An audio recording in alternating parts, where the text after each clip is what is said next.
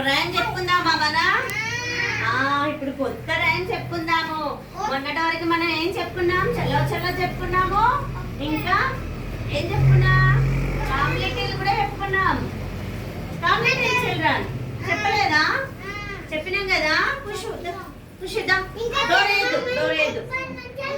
ఇప్పుడు కొత్తది. పొద్దున మనము లేవాలి, రైమ్ నేర్చుకుందాం. సరేనా? రెడీయా అందరూ? పెట్టండి, తమ్ము పెట్టండి. రెడీయా? తేజు నువ్వు రెడీ కాదా? బాక్స్ పెడతామా?